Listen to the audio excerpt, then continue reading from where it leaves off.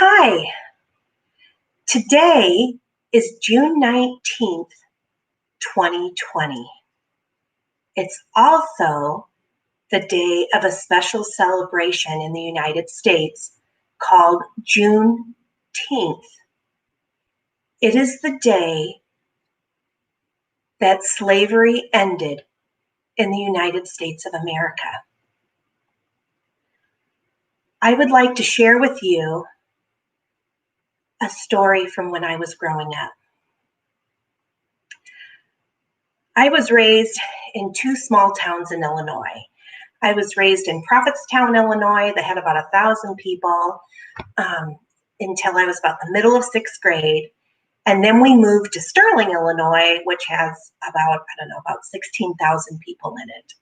Two very small towns. When I was in school, we studied history. And in the history books, we studied about the Civil War. And in the history books, we saw the Confederate flag. Now, when I looked around town in Prophetstown and in Sterling, Illinois, I never really saw the Confederate flag anywhere except in the history books. Then I went to college, and I went to Eastern Illinois University in Charleston, Illinois. Also had to take an American history class because I was studying to be a school teacher.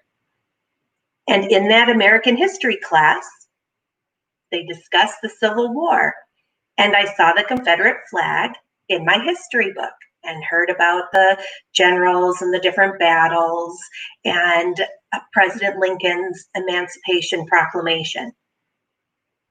It was right there in the history books. Then one of the years, I'm not sure which one, freshman or sophomore year, during spring break, I drove with a friend from Eastern Illinois University to Florida to visit my grandmother and, to play on the beach for spring break. Now, I had not traveled much at all when I was younger. And so this was the first time for me to drive through southern states to get to Florida. And I remember being shocked at seeing the Confederate flag all over the place. People were flying it on their pickup trucks. There were a lot of people that would wear hats that had the flag on it. You'd see it on cups. You would see it all over the place. Everywhere you turn, there's the Confederate flag. And I remember it made my stomach turn. And I thought, so mean. I can't believe that in the 1980s, people are flying this flag like it's a wonderful thing. How could they still do that? Slavery is ended. Slavery was horrible. It was a horrible thing to do to human beings. It was horrible. It's a part of our history. That's awful. That's terrible. Why in the world would there still be flags and people excited and happy to show them off? I just remember thinking how mean and creepy that was. And I'm not Black. I am not Black. I couldn't even imagine what it would be like for my friends who are Black to have to go to a park or, even restaurants. I mean, in the South, they had the flag all over the place, that Confederate ugly flag that symbolizes wanting slavery to be legal. Well, now it's 2020, and it is Juneteenth, 2020. It's time. It's time. It's time to take down those Confederate flags. It was horrible what happened to George Floyd and to other people who have been killed by police brutality. And one good thing that's come out of it, and it's a tiny piece in the puzzle of ugly racism, is taking down those old statues that glorify Confederate generals. To stop using the Confederate flag. Take it down already. Take it down.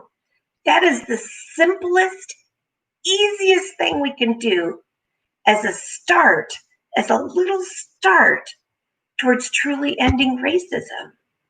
It's time. It's way past time. And to have military bases, I mean, I can't even wrap my head around that. Why in the world would we name military bases after Confederate generals? That's insane. That is so crazy. I mean, we want to, in the world, we want to be like, oh, you know, we're big, tough, strong Americans. How about having our military bases be named after wonderful, wonderful, strong people who've done wonderful things for the United States of America? Why would we want to name our military bases off of generals who not only lost, but they stood up for the ugliest thing that our nation has ever done, and that's slavery?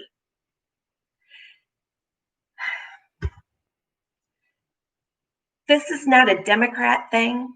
This is not a Republican thing. This should be every person in the United States thing.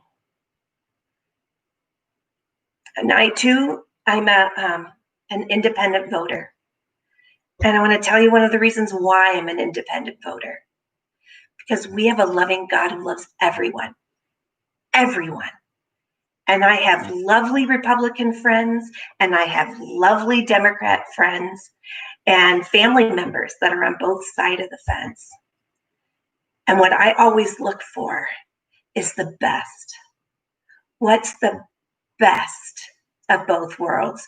Which candidates stand up for the best for our country? Who really cares about everyone and not just the people in their political party? Who are those people? And it makes it harder. It's easier to just go one way, but it's worth it. And you know what else is worth it? Ending racism. We have a loving God who loves everyone. Everyone. And it's time. It's time. It's Juneteenth, 2020. And how easy would it be to rename a military base? How easy would it be to take down Confederate flags and statues? Not that hard. Something you can do like that. The first step in a long journey, but a journey worth taking. As Americans, we need to end racism. Thank you.